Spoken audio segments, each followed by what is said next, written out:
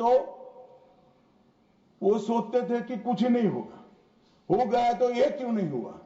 मैं कांग्रेस पार्टी को कहना चाहता हूं, पाक ऑक्यूपाई कश्मीर आपने दिया था, मगर लेने का काम भारतीय जनता पार्टी की सरकार ही करेगी और कोई।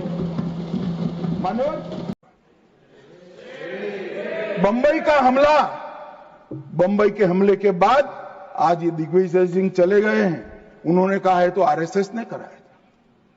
मान्यवर, ये क्या बोल रहे हैं, किसके लिए बोल रहे हैं, किसको बचा रहे हैं, क्या कहना चाहते हैं। और हिंदू टेरर का सगुफा किसने छोड़ा। मैं आज दुनिया के सामने, देश की जनता के सामने गर्व से कहता हूं कि हिंदू कभी टेररिस्ट नहीं हो सकता।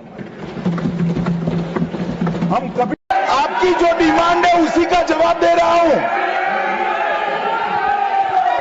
माननीय अध्यक्ष जी, पीएम साहब इनकी ऑफिस में ही है, उनको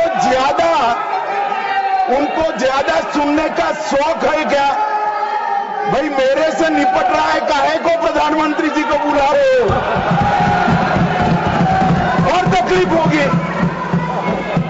ये समझते नहीं है साहब। मान्यवर, एनालिसिस के साथ इस सदन में जिम्मेदारी के पूर्वक कहना चाहता हूं, जब भी भारत की आजादी का इतिहास 25 साल के बाद शताब्दी के वर्ष लिखा जाएगा, ये मोदी एरा स्वर्ण अक्षरों से लिखा जाएगा, किसी ने सीखा। और मान्यवर, कई सारे चीजें जो भारत के स्वाभिमान से साथ जुड़ी थी, हमारे इतिहास के साथ, हमारी संस्कृति के सम्मान के साथ, वो सारी चीजों को इन्होंने 75 साल तक लटका कर रखा। आतंकवादी घटनाओं में 70% कमी, नागरिकों की मृत्यु 1770 हुई थी, अब नागरिकों की मृत्यु 357 हुई है। मान्यवर, 80% की कमी। और सिक्योरिटी फोर्सेस 1060 मारे गए थे, अब 542 मारे गए हैं। मान्यवर, 49% की कमी। मान्यवर, इसके साथ साथ हमने कश्मीर के अंदर ढेर सारा काम किया है।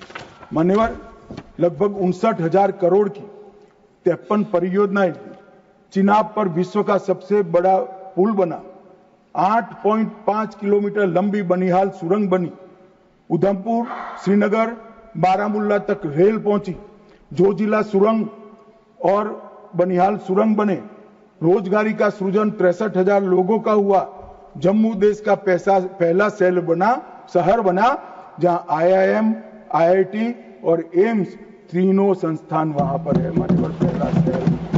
लगभग ऐसी स्थिति कश्मीर में भी तीनों प्रोग्रेस पर है। 40,000 नौकरियां दी, विस्थापितों को प्रतिनिधित्व दिया, कश्मीर पंडितों के 2 सदस्यों का नामांकन करने का कानून लेकर आए, और सबसे बड़ी बात मान्यवर, हमने भारत के संविधान का झंडा कश्मीर में फहराने का काम